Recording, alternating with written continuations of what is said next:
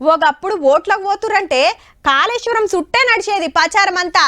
బయటి రాష్ట్రాల నుంచి పబ్లిక్ ను బస్సులలో తీసుకొచ్చి చూపించుకునేది. ఎంత చక్కటి ప్రాజెక్టు కట్టినమో చూడురని టూరుకు పోయినట్టే పోయేది మన తాన లీడర్లు సుత.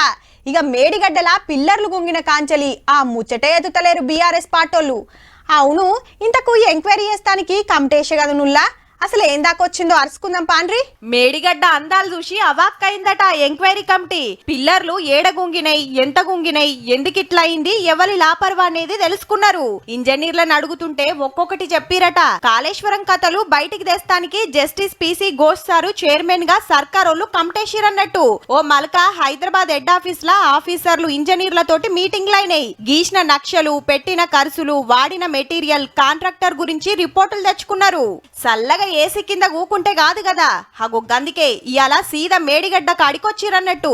అట్లనే నేషనల్ డ్యామ్ సేఫ్టీ అథారిటీ ఆఫీసర్లు సుత పోయొచ్చిండ్రు. అప్పట్లనే చెప్పున్న ఆళ్ల రిపోర్ట్ సుత రాబోతుంది. ఆళ్ళేమన్నది ఈళ్ళని చెప్పింది విన్నాక గప్పుడు అసలు సంగతి తెలుస్తది. దాన్ని బట్టే నీళ్లు నింపాలనా వద్దా, రిపేర్లు ఎట్లా చేయాలి, లేకుంటే ఇంకేం చేయాలనేది అప్పుడు డిసైడ్ అవుతుంది.